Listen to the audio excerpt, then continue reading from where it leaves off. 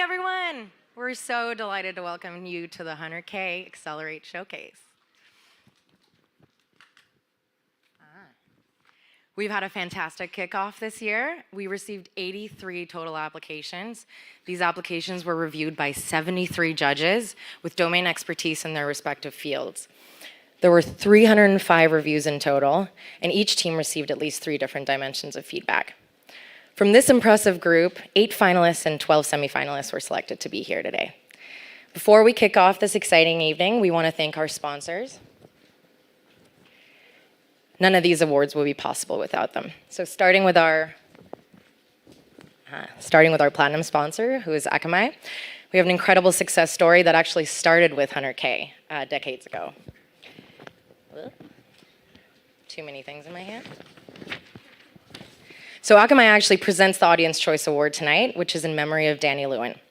The late Danny Lewin was one of the co-founders of Akamai along with MIT professor Tom Layton, who now serves as the Akamai CEO.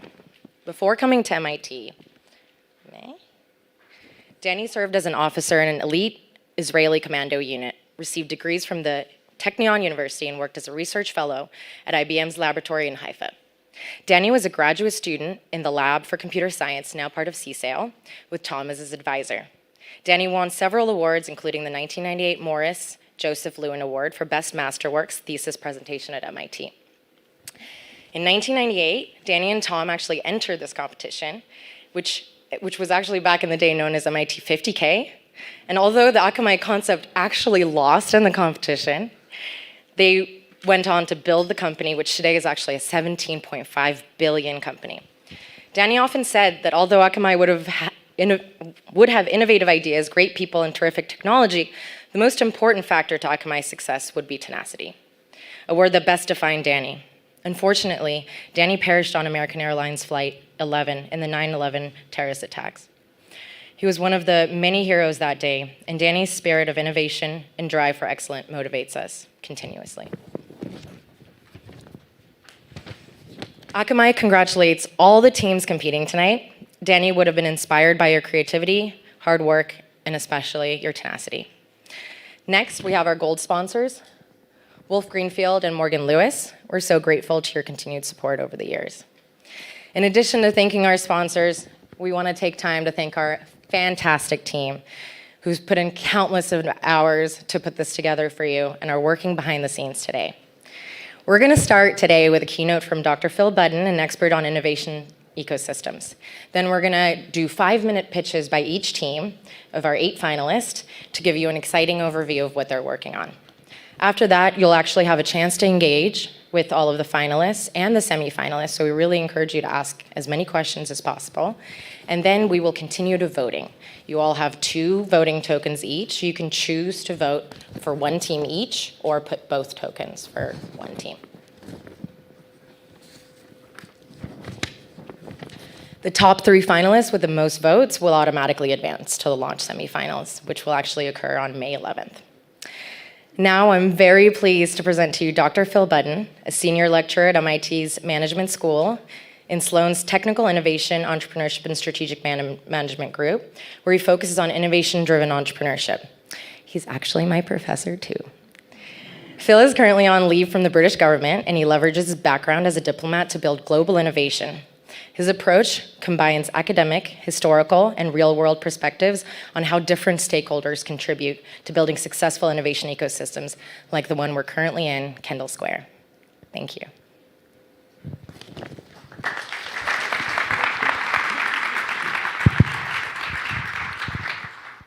Excellent. Thank you, Ezgi, for that wonderful introduction. Top marks in class. It's wonderful to be here today, and I've got a few remarks about the 100K and this innovation ecosystem in which we find ourselves. But I wondered if you'd all join me in a round of applause for Ezgi, Grat, Jimmy, and all of those who worked so hard to make this happen. Thank you all so much.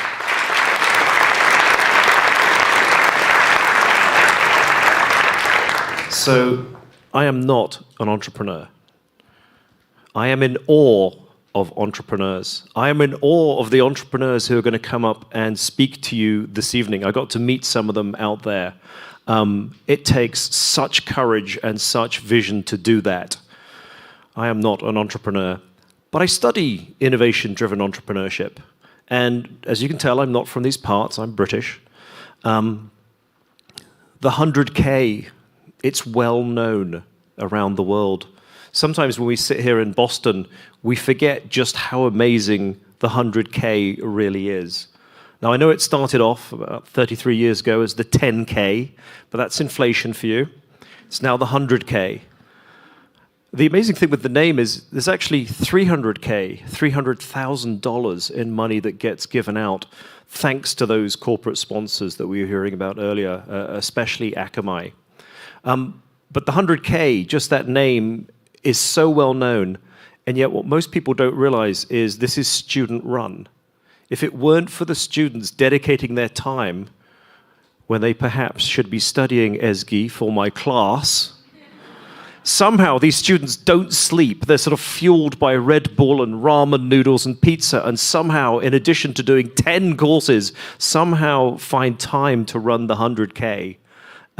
This is supported in so many ways by MIT faculty, Sloan faculty, the Martin Trust Center for MIT Entrepreneurship, all kinds of others. But it's actually students who change year in, year out who make a difference. So thank you for joining me in thanking them. I look at innovation ecosystems and what makes them work. And we have the privilege of being in this innovation ecosystem, Kendall Square, at the heart of Greater Boston. And a lot of people come here and say, okay, we're going to copy this. If we just copy that one thing, we can create this wherever we're from. And maybe they think it's about copying this MIT Media Lab building. It's like, if we just build that building, we will transform London, for example. Or if we just copy the 100K, how hard is that? We can find 100K, we can find 100,000 euros or pounds or whatever. And people do that because the 100K is so famous. It's like, well, just do the 100K. And yet it doesn't work. And the entrepreneurs who get up are pretty good in these other places, but it's not quite the same as here. And so I actually spend my time trying to understand what is it about this student-run club, the 100K. You can type in 100K and there's a Wikipedia entry right under 100K. What is it about this 100K that makes a difference? And I think it's two elements. One, it's the MIT system that produces these amazing entrepreneurs.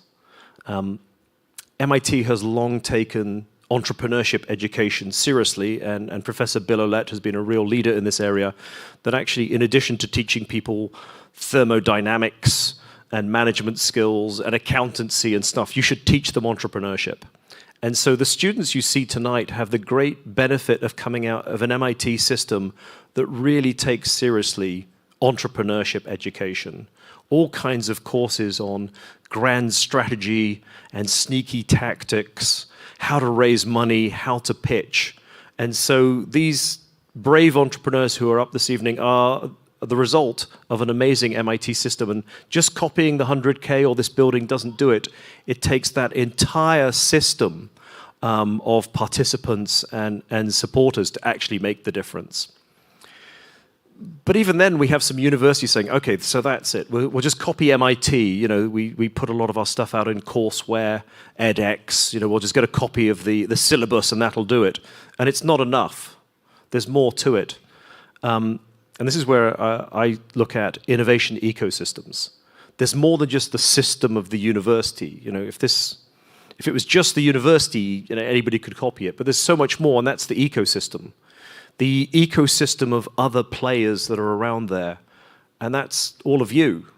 The fact that you're all here on a Thursday evening for an entrepreneurship competition. Wasn't there something on Netflix tonight? Wasn't there some show you're supposed to be catching up with? But no, the ecosystem makes time to come out and support this and vote. You get to vote. The fate of those brave entrepreneurs is in your hands with those 2 wooden tokens. So do pay that back to them by paying close attention to what they say. But it's the ecosystem. And when we look at that here at MIT with Bill Olet and Professor Fiona Murray and Scott Stern, we see a variety of players in the ecosystem that make the difference. Yes, it's the entrepreneurs. Yes, it's the university creating top-notch entrepreneurship education, but it's also serial entrepreneurs who choose to give back, who've done well, but aren't just going to sit on some yacht somewhere and drink pina coladas or whatever. They give back to the ecosystem. They turn out on Thursday evenings, even after yesterday's snowstorm, to support the next generation of entrepreneurs. We have people who provide the funding, whether they're angel investors or venture capitalists, whatever flavor of risk capital, they choose to come and hear these ideas and give back. And it's usually about much more than the money. It's about the advice, the insight, things that might trip up brave young entrepreneurs. Those who've been successful or in a position to fund come back and give of their time to help the next generation of entrepreneurs do better. In our model, there's also a role for corporates, large corporate enterprises. You often think when you're an entrepreneur that the big incumbent company is evil and is there to be disrupted. But the enlightened ones pay it forwards. And I'm so pleased that Akamai remains a sponsor, having been a participant in 1998, that Akamai continues to pay back. There's so many things that Akamai could do. It's got a big building that it's building over there. It's probably very expensive. But no, they continue to fund the 100K year in and year out, not because it immediately drops to their bottom line, not because it's immediately going to help them with their next quarterly earnings, but because they're a good ecosystem player. They know, having come out of this competition and this institution and this ecosystem, that the ecosystems around the world that work are the ones that people continue to give back, even when they've been successful and move on. And so I'm a former diplomat. I work with a lot of innovation ecosystems around the world. They try to copy bits and pieces, but it's only when the whole system and the whole ecosystem of different stakeholders come together that it makes a difference. So as I wrap up, because the real act this evening, the reason you're all here are these wonderful entrepreneurial teams, I just want to finish with a round of applause for all of you who've turned up on this grey Thursday evening. Whether you're here to support your fellow students as entrepreneurs, whether you're wondering about whether you too could maybe be an entrepreneur, I say yes, give it a try. This is the place. You have a supportive university system and a supportive ecosystem. But especially in that round of applause, thank you to all of those who've been successful in your careers already and have come back to support the next group of people coming forwards. And I see we have a very young entrepreneur at the back. I think bringing your children to these events can inspire them to be entrepreneurial. And my final thought on Akamai, thank you so much for their support. They were part of this competition in 1998. They didn't win. Just because your team doesn't win one of the top 3 places doesn't mean you don't have a great entrepreneurial idea. So the entrepreneurs who come up here tonight, don't be disheartened if you don't get one of those top 3 places. Akamai did not win in 1998 and is now generating $3 billion of revenue every year. So you can be successful as an entrepreneur just having made it to the stage tonight.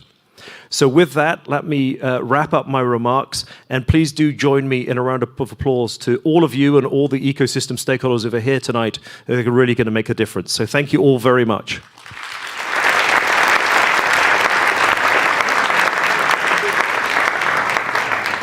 Thank you so much, Dr. Phil.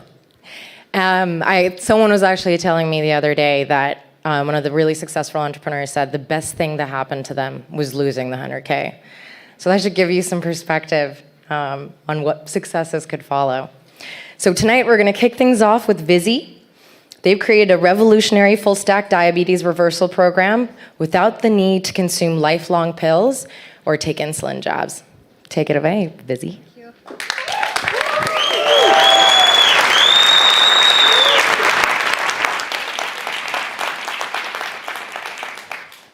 Hi, this is Harsha, co-founder of Vizzhy. Vizzhy means victory in Sanskrit. It's inspired by my mother's name, who is sitting in front of me. She came from India to cheer for me. We provide world's first full-stack type 2 diabetes reversal program. It all started in 2019 when my mother got diagnosed with diabetes. Me and my brother, who is a doctor and a founder, we got so worried because this disease runs in our heredity. My mom's both brothers and her dad died early in 40s because of diabetes and its complications. So this day, the painful day started for her because we wanted to manage her glucose levels. She had to prick her fingers every day to check her blood glucose, take medications, follow a strict diet, just to avoid all these complications. There are a lot of complications that can happen due to diabetes. We wanted to do something about this, me and my brother. We started trying to find a cure for this. Then we got into the root cause. The root cause for diabetes is insulin resistance. It means your insulin resistance is contributed because of the gut bacteria that you have, the digestive system, and the diet and the lifestyle that you follow. But the current healthcare system doesn't address the problem. They just manage your symptoms by giving you medication and a strict diet to follow because they don't have the tools and technology to do that. So this problem is not just from my family. The problem is, I can say each of you have at least one loved person near to you who has a diabetes suffering from this. If you look at the global burden, there are 500 million people who are suffering from diabetes. So another 500 million people have pre-diabetes. If you don't take care of them, they will eventually get into a diabetic stage in next 2 to 5 years. Just in last 1 minute, I can say 12 people might have died because of diabetes and its complications. Just in last year, we had 6.5 million deaths due to diabetes complications. That's a huge problem. So me and my brother wanted to bring an end to this. So we worked hard and we came up with a huge problem to solve. It's a very huge computational problem. It's 1,000 into 26,000 into 1,000. It means only the artificial intelligence and the machine learning models can do this kind of work. So we have 1,000 microbial species in our gut. The foods that we eat have 26,000 chemicals. Then another 1,000 biochemical pathways, the way we digest. So we do gut analysis and provide you a gut correction, plus we provide a precise nutrition plan for you. Just with 30% change in your diet plan, you can reverse your diabetes. That's the power of our artificial intelligence model. Plus, we have built an ecosystem of caregivers, doctors, and a social group who have gone through this path to handhold you and to help you to reverse your diabetes. You might be thinking, is this true? Is this proven? Yes. We had a huge trial done by Harvard Chan School, MGH Hospital, and Israel, over 2,000 patients. Also, I can say that today, so proudly and happily, that my mom was our first patient who got reversed her diabetes as a part of POC. And we also looked at, is somebody else doing this kind of solution? There are some companies who are trying to do, but they just provide part of the solution. We are a full stack solution providers. Also, proudly I can say we have launched our first iOS and Android app. We have 1,500 patients waitlisted on there for our center. We are opening our first diabetes center in India in May. We already partnered with 500 diabetologists in India, huge group. And we are planning to go to 300,000 patients by 2025 in India and US. By 2030, we want to reach 6.5 million people. This is a leadership team. We have our founder is a serial health tech entrepreneur and doctor. We have a combined experience of 100 plus technologists and clinicians and data scientists. Please come and join us. We want to help you as well. Please help us to reverse this diabetes from this world. Thank you so much.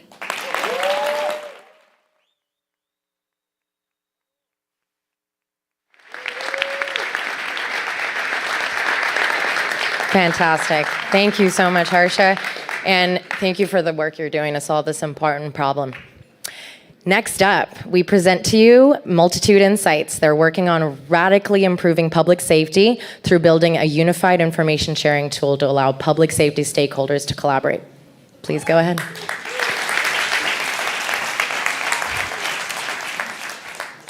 Great. Good evening, everybody. I'm Matt White. I'm the co-founder and CEO of Multitude Insights.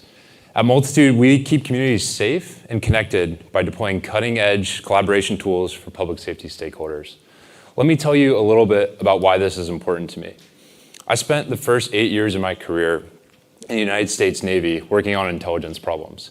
And I saw the really advanced technology that we used overseas to keep our country safe at home. A lot of my really, really good friends are law enforcement officers back at home. And naturally, we would get to talking about the tools that we were using at work. And while I was using state-of-the-art technology, they were using email to coordinate and try to catch bad guys. 54% of violent crimes in this country are left unsolved. That's rape, that's murder, that's domestic violence. Maybe even more alarming, 83% of all property crimes, car theft, auto grand larceny, and burglaries, again, unsolved. How is this possible? It's 2022. We have the technology. It's possible because law enforcement data is among some of the most siloed in the entire world. That leaves criminals on the street and causes officers to spend tons and tons of time trying to understand what's going on. Departments as close as Boston and Cambridge don't actually formally coordinate to solve crimes. And that means the coordination channels that do exist are manual and informal. They pick up the phone, they get on email, they send an email, and they hope that somebody receives it. And even more so, that means that transparency is cut off. And we know over the last couple of years in this country that transparency into what law enforcement is doing is critical, right? That means that top cops don't understand what their forces are up to, and government oversight can't actually perform their duty. This is the team. I've already introduced myself. My co-founder, Aki, is a lawyer with a huge background in data regulation, and Vikram is our CTO, specializing in natural language processing out of the CSAIL department. When we put this team together, we wanted to create a vision. Our vision was to create a platform that was a unified solution for public safety stakeholders. The first thing that it does is it uses natural language processing technology to let people know when there are opportunities to collaborate. That means we're inside of various tech stacks, and we can see when things are ripe for a good connection. Second, we can actually collaborate live on this platform, deploys as a web app, and people can use it almost like a social media feed.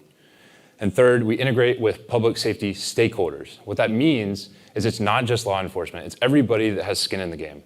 That's corporations, that's schools and their security teams, and that's people as diverse as utilities, fire, and EMS. Second, we've removed the friction. That means we're saving officers anywhere in the neighborhood of 15 minutes to an hour a day combing through coordination emails that they currently get. Third, transparency. This is baked into our platform that we're building. This means that officers are able to actually see what other departments in neighboring jurisdictions are up to, and it just increases the sunlight clause across the industry. Finally, trust. This is criminal justice information. Just like HIPAA, there are major controls around this data. It can really, literally ruin somebody's life if you mishandle it. That's baked into our platform. This is a little bit of what the platform actually looks like. We're deploying our tool called Bulletin at the end of March for our first public beta with 4 different police agencies in the area. I'll talk a little bit more about that at my booth if you come swing by. Not only is this cool technology, but it's an awesome market opportunity as well. There's $13.8 billion available in the law enforcement technology market. Not only that, the technology that we're deploying, the natural language processing piece, has applications in the defense, legal, and healthcare worlds as well. Traction. We've acquired 4 what we call beta for data partnerships with the departments that are listed on the screen in the last 6 months. We've developed criminal data sharing arrangements with all these players and are bringing them onto the platform at the end of the month. Maybe even more importantly, we're certified by the FBI to actually handle criminal justice information, which was a critical step to getting us here. And lastly, we've had a lot of success in the ecosystem, the innovation ecosystem that Dr. Phil Budden talked about. Thank you for your guys' time today, and please vote for Multitude. Good luck to the rest of the participants.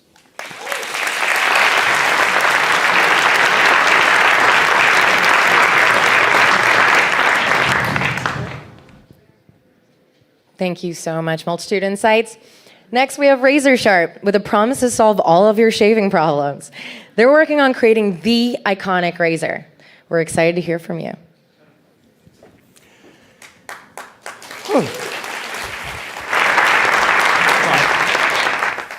Hi, everyone. I'm Gianluca Roscioli, and today I would like to introduce you to RazorSharp and its mission, that is to shave the planet.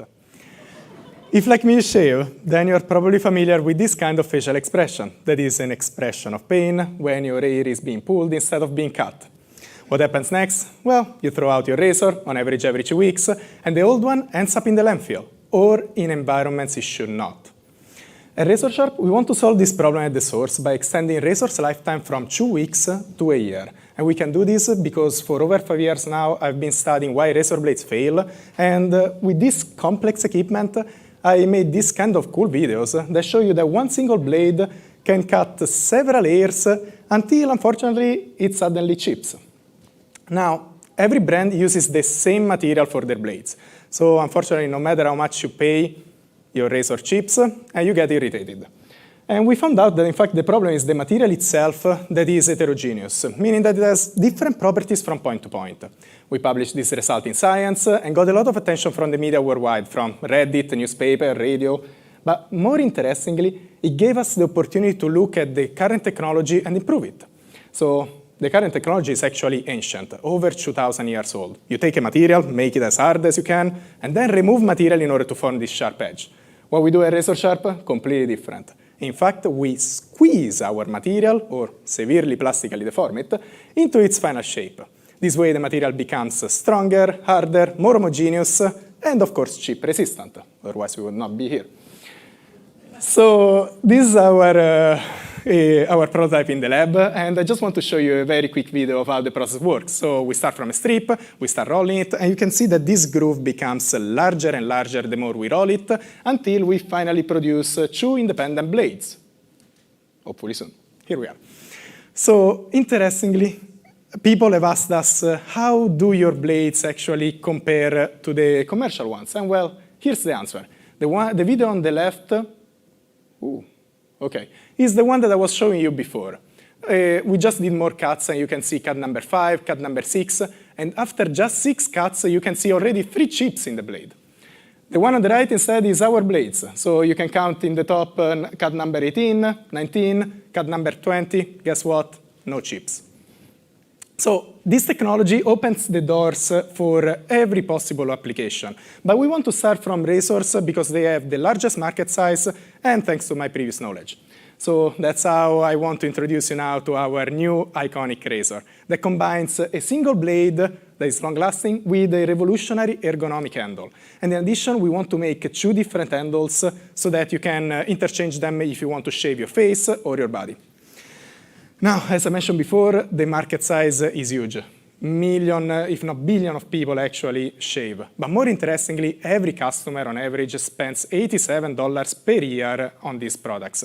Now, I personally spend $95, unfortunately. But I'm actually wondering how much you guys spend. So the way we want to reach these customers is adopting practically a strategy that has already been proven to be successful. That starts from social media advertisement. People will see the videos and the reviews, purchase the product directly on our website, and subscribe for future cartridges. Then in 2024, we want to expand on the shelves and also worldwide, of course. And the biggest FAQ, I would say, that we get is, how can you compete in an environment that has very few but very rich and well-established, well-known companies? Well, if you look carefully, just 2 of these companies were just startups in 2012. And they managed to survive thanks to their unique selling proposition. That's why we are going to strongly rely on our unique selling proposition that promises an irritation-free shaving experience. In addition, we are relying on our team that is composed of Professor Centa-san and myself in the blade manufacturing direction, two amazing Italian product designers that are designing the handle and the cartridge, and Julia that is handling the go-to-market strategy. Of course, we are also supported by advisors and mentors without whom we would not be here, so I need to thank them for everything. So to conclude, our goal is to actually give customers the extraordinary shaving experience that they deserve while protecting the environment, because if we can reduce the waste, we can, of course, remove the 5 billion cartridges that end up in the landfills each year. And for this, we are going to look forward 2.5 million in the future, since we are currently fundraising. But I want to conclude my talk, and thank you for your attention. I hope you enjoyed it.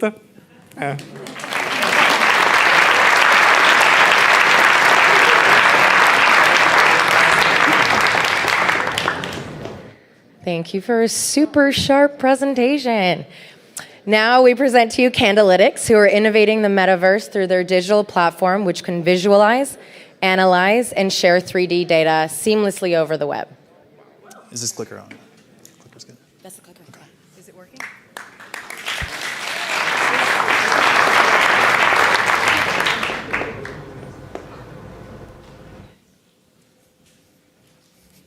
Thank you. We've all heard the phrase, a picture is worth 1,000 words.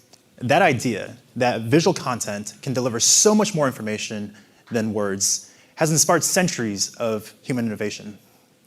From the earliest cave paintings to Renaissance art to images now you can capture with deep space infrared or the electron microscope, the need to create better and more insightful visualization and visual images has defined the human evolution experience. And with each advancement in visualization, we unlock a little bit more information about the world that we live in. So yes, a picture is worth 1,000 words. And at Candelytics, we want to give you the whole damn dictionary by taking the next step in visual evolution, this time going from the two-dimensional to the three-dimensional. With our technology, you will be able to see and understand the world in full 3D like you have never been able to before. So what is a three-dimensional visualization? The fancy technical term for it is called a point cloud. And basically what it is, it's just an aggregation of millions and millions of points that you can basically get to by either photogrammetry or with a LiDAR scanner, which scans the entire environment in laser. Here you can see this auditorium that actually scanned earlier tonight, and that's just an aggregation of millions and millions of laser points, and when you have that, you create a 3D picture. And there's a lot of data that you can pull from that. But why now? I mean, like, why is this so exciting right now? Because LiDAR scanners have been around for decades. The military first started using LiDAR scanners in the 60s. But I'm willing to bet most of you in this auditorium have never heard about LiDAR scanners before. And that's because LiDAR has never really been commercially available. It's been too expensive and the file sizes have been too complex and too large for everyday use. That is, until now. Thanks to Apple, you now have LiDAR sensors in your pockets if you have an iPhone 13 Pro. And this is going to unleash a new wave of 3D data like we've never seen before. We are on the Cambrian episode of 3D data, and that is where Candelytics is positioned. You see, most of the software that currently exists to process 3D data have been built directly onto your desktop application for very niche industries like construction, mining, and the military. The processing power is very limited based on the processing power of your local device, and the user interface is very unintuitive. It requires lots of hours and hours of tutorials and customer support. At Candelytics, we are flipping this entire paradigm on its head. We are building our technology directly into the cloud and deploying this on the web and through app-based platforms. Using machine learning algorithms, we will be able to bring cutting-edge technology and algorithms and analytics directly to your fingertips from any web-enabled device. And of course, the visualization is one of the key tools. You'll be able to see and process billions of points every second and be able to see beautiful images directly onto the web. But of course, visual is not very helpful by itself. You need ways to analyze and understand what you're looking at. So we're also building tools such as a differential analysis. Basically, what this will allow you to do is capture changes and anomalies in your environment. For example, if the Coast Guard was looking for a false wall where bad guys have hidden drugs, all they would have to do is just basically scan the ship, and then you would be able to identify a false wall. We're also building tools for object recognition. And yes, that is a picture of Tony Stark moments before he identified a new element. And for fans of the movie, the Iron Man 2, basically what Tony has done here is he's digitally scanned a physical map and created a digital replica using LiDAR and applied machine learning and computer vision to identify the trees, the pavilions, the footpaths. And he was able to swipe that off and see the structural element of the new compound. So that's basically what we're doing. We're trying to be Iron Man. And last but not least, being able to measure spaces in 3D. This one's pretty self-intuitive, so I won't spend too much time on it. We're really excited by the market because visualization cuts across many industries. For example, differential analysis will be able to be applied in insurance and construction, tracking acid changes over time. Or object recognition might be used by humanitarian organizations or the military to identify and clear landmines from urban war zones, or by the Smithsonian to identify any of their 155 million objects. We're well on our way. The US Air Force actually gave us 2 contracts worth $1.5 million to go and build these 2 tools in object recognition and differential analysis. And that's just the start. So we're a fast-growing team.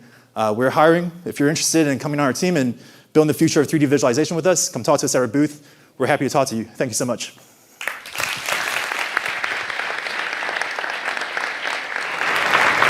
Thank you. Thanks, Iron Man. Next up, we present to you Woneway, a low-cost search engine that creates economical, multi-destination trips for millennials and Gen Z. Take it away. Take either of these? Take this one, I think. Awesome, awesome.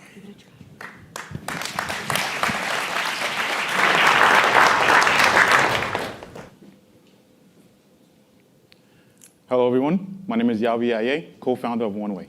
I'm Jamal Grant, head of strategy at Woneway. Today, we're going to talk to you about travel. Now, by a show of hands, how many of you love travel? We do too. But wouldn't it be amazing to be able to see more of the world with the same amount of vacation time that you have?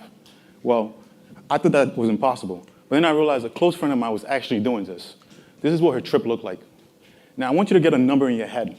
I want you to think about that number as the total flight air cost of this particular trip. You have that number?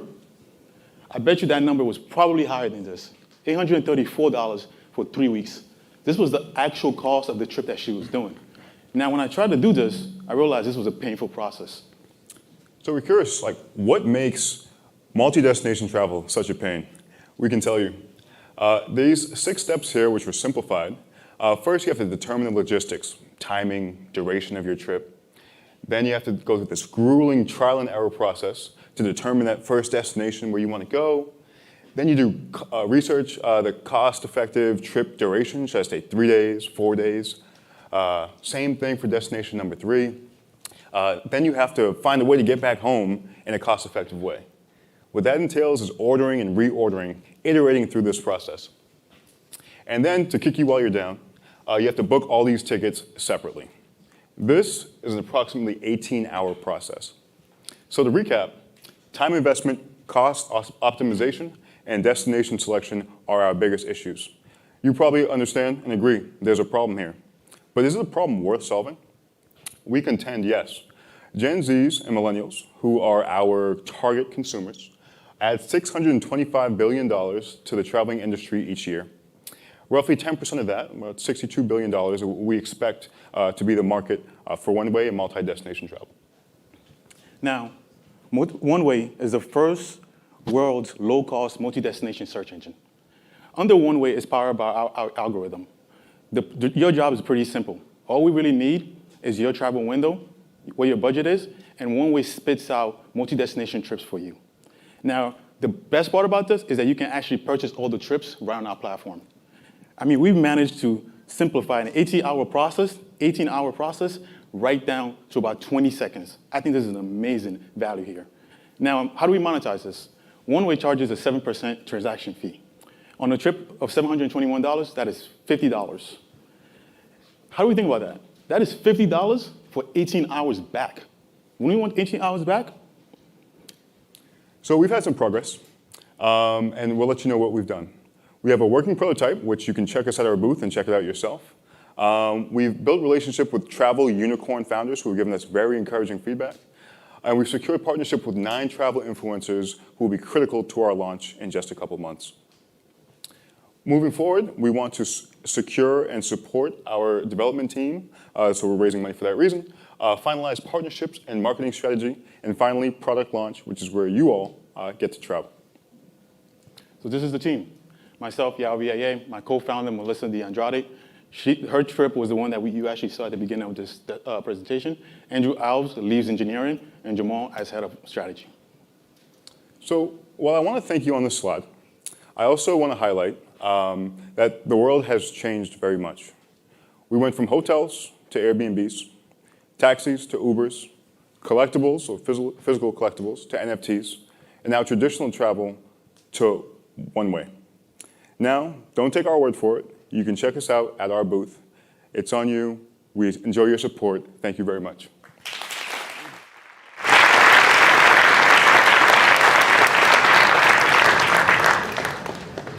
So Woneway, am I paying the 7% transaction fee when I'm trying to book my trip?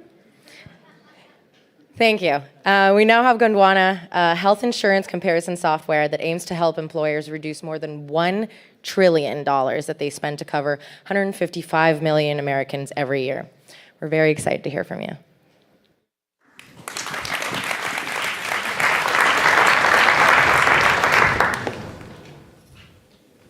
Hi, everyone. My name is Pulak. This is Anna, and today we're here to talk to you about our company, Gondwana. Our mission is to lower the cost of healthcare, and we're going to do this by building a tool to enable employers to find the right health insurance plans for their employees. So we know that all of you guys are super excited to finally get to choose your health insurance plan once you graduate from MIT. Now imagine you're running a company and you have to do this for 10,000 people. Even if you're the world's best boss, like Michael Scott, this is really hard to do. First, you have to figure out, are there actually providers near all the places where your employees live? This is even harder in a remote work environment. 2, what are the services you actually want to provide to your employees? Do you want to give them at-home COVID tests? Do you want to provide them with mental health counseling? And finally, how much is this all going to actually cost you? This is really hard to figure out right now because all these prices are a secret. This is a big problem. Employers spend over $1 trillion on health insurance every year. That's a lot of money. Yet, they rely on teams of consultants to manually sift through PDFs and spreadsheets to figure out how to actually spend that money. We're here to change that process. Choosing the right health insurance plans is a complex optimization problem over billions of data points that really should be solved with code. We're going to leverage the cloud and AI to help employers figure out the highest quality plan at the lowest cost with the click of a button. And with prices varying between 2 to 8x for common procedures at the same hospital, just because you have a different health insurance plan, we believe we can save employers up to 20 to 30%. So take Microsoft, they spend $1 billion a year, we can save them $300 million. Why now? The government has finally mandated that insurers and providers alike provide us with the data to enable us to do this computationally. This was not possible before. And look at these dates, 2021, 2022. We're right in the middle of this right now. Our product takes data from 2 sources. First, we take this publicly available data I just talked about. Second, we take data from the employers. We need 2 things from them. 1, the demographics. What are the age ranges of their employees? Where do they live? The second thing we need from them is their claims history of all their employees. They have all these files on hand. We take all this data, we run it through our model, and we spit out the best recommendations of the health insurance plans they should offer for their employees. So I'm not breaking any news when I say that US health pricing is badly broken. As a country, we're spending $4 trillion on health-related costs. That's a fifth of our GDP. That's simply unsustainable. The reason I am most excited about Gondwana is because it can help bring down the cost of US care. Our biggest opportunity is in the employment-sponsored health insurance market, because 51% of Americans, 155 million Americans, have health insurance via their employer. It's typical for Fortune 500 companies to spend $5 to $10 million a year on hiring health insurance consultants to help them understand how to spend health-related money. That adds up to $5 billion in an immediately obtainable market. Most of these firms are large, and they're many times self-insured, which means that they use their own funds to pay for all the claims associated with their employees. So they're especially vested in this problem. By targeting self-insured businesses, we're also maximizing our impact, since 64% of US workers are covered by a self-funded plan. We will charge our clients based on the two types of services we are providing. On one hand, when we're helping employers switch insurance, we're going to charge them a cut of the percentage of the savings. So for a company that saves $300 million by following our recommendation, we'll take a contract of $30 million. Every year, we'll also help employers readjust their current plans, and for that, we'll charge a flat fee. We've done our competitive research, and the good news is that there aren't many competitors in this space, since the pricing data we're leveraging was just made available. It was kept a secret until now by health insurance companies and by hospitals, since that's how they made lots of profit. Insurance is a bulky business. People are used to calling someone when they need help, and someone sifts through Excel files and spreadsheets and PDFs to produce recommendations. That's not a problem that should be solved by humans, since it's slow, manual, and simply doesn't scale. We need intelligent machines to solve this problem in the cloud, and we can build that solution, given our strong team background in systems engineering. Our goal is to run a successful pilot program in the next 6 months. We've already built a prototype during MIT Sandbox, and with your help and with your vote today, we'll have the resources to bootstrap Gondwana and bring down the cost of US care. Together, we can give people better care for less money. We're really excited for the journey ahead, and we hope you'll vote for us so we can get people better coverage for their dollar. Thank you so much. Please come visit our booth with any questions, and as a trivia, we'll give homemade cookies to whoever answers the question, why did we name our company Gondwana? Thank you.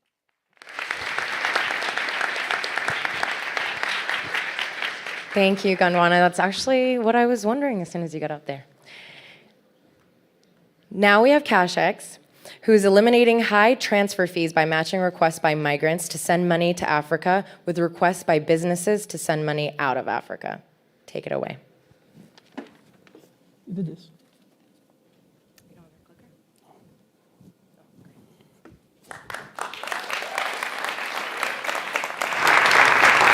Hi, everyone. My name is Kingsley, co-founder of Cashex.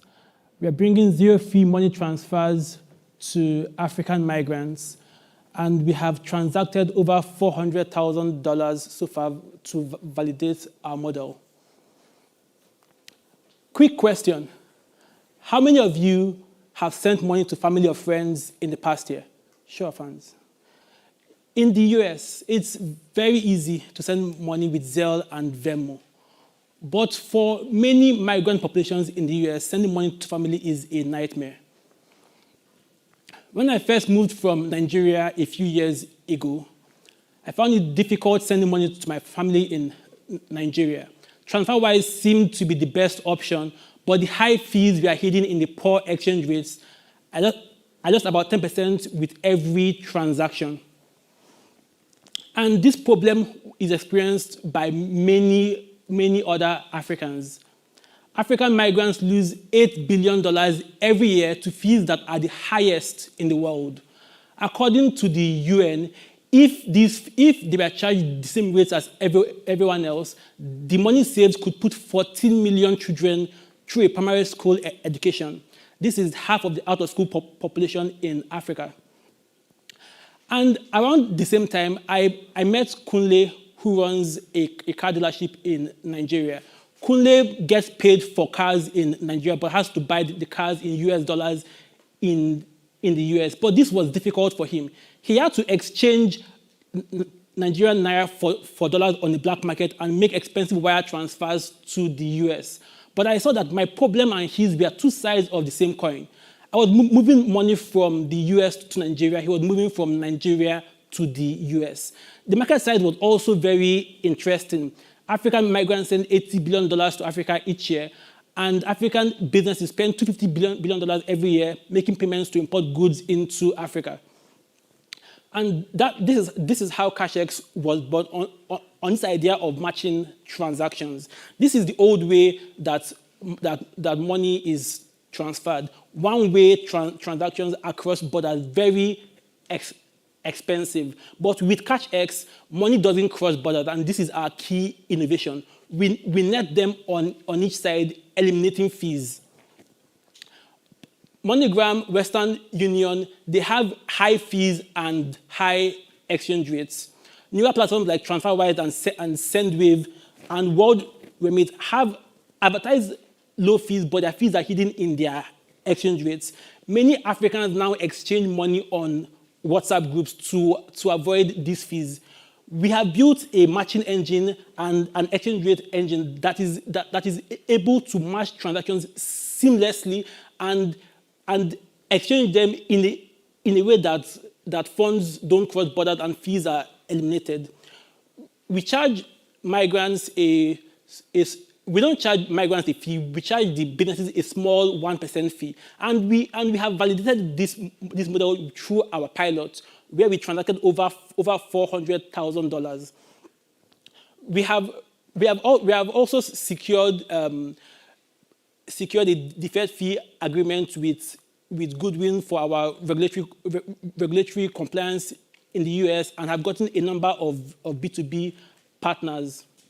So here's the team. I have experience building businesses in Africa. Before going to Harvard, I founded one of the largest online portals in Nigeria with over 5 million users. My co-founder, Scott, he's in the MBA program at MIT, and he used to work as a software engineer at a hedge fund on their trading desk.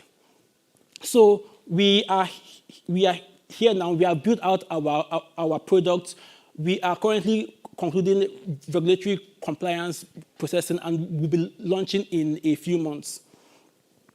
We are building out financial services for Africans, and currency exchange is just the first step on this journey. So we are Cashex, zero-fee money transfers for Africans. If you want to learn more about this, come and find me outside. Thank you.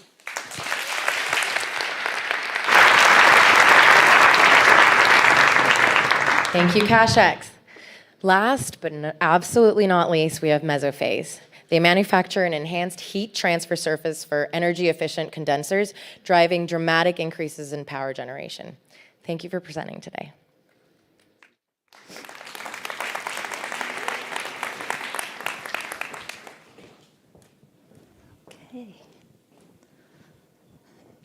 Now, imagine you're living without electricity for 1 second. What does that mean? No lights, no Wi-Fi, no phones, no computer. Life would be hard, right? However, 1 billion people are living without electricity today.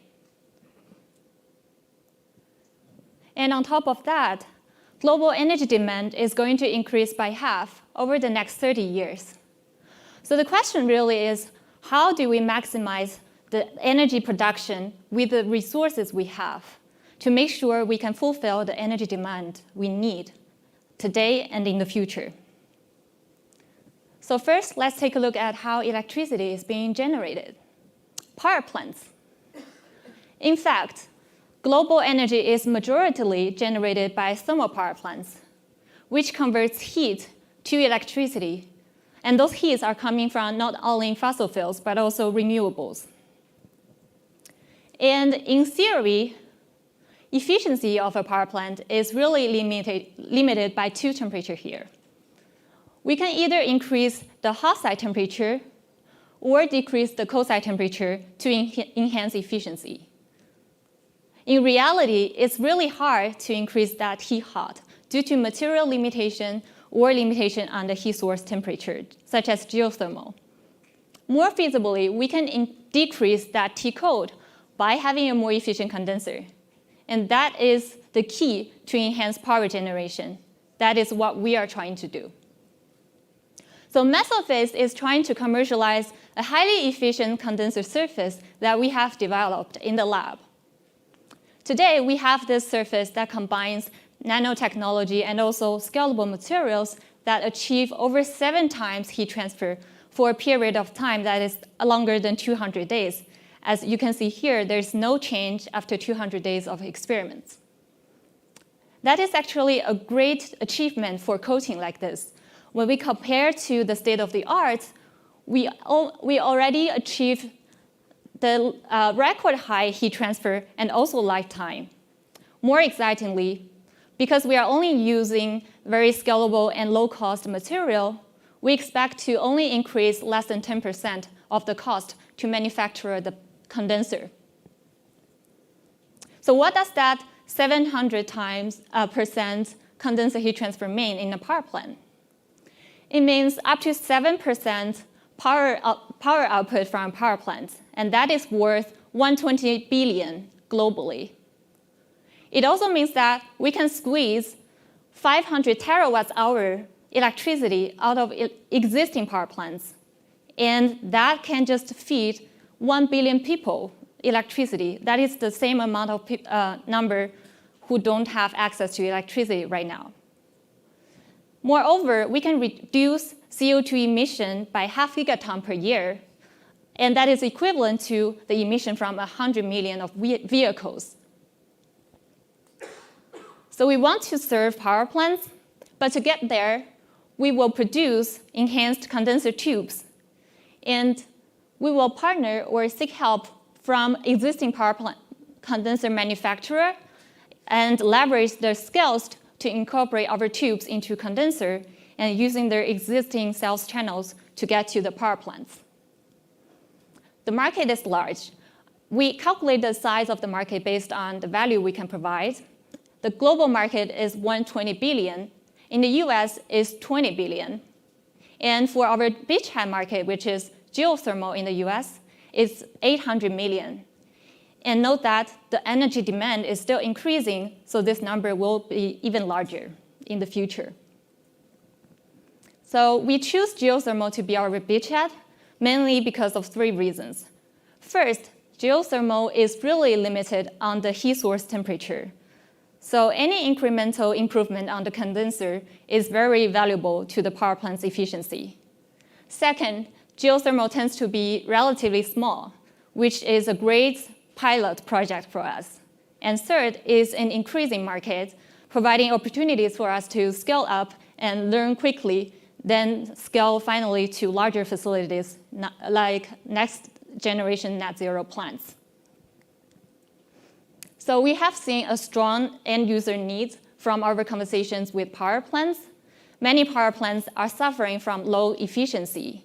And as I quote here, even just 1% power increase means huge to a power plant.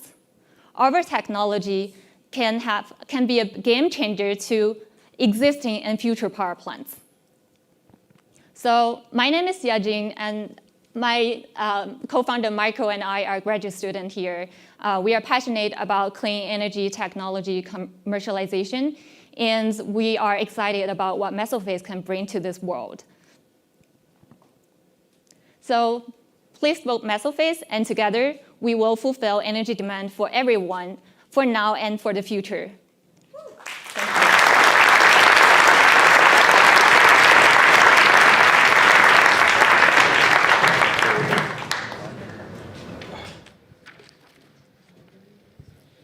Okay, so just a last round of thank you to all the teams for their fantastic performance and for their hard work developing their ventures.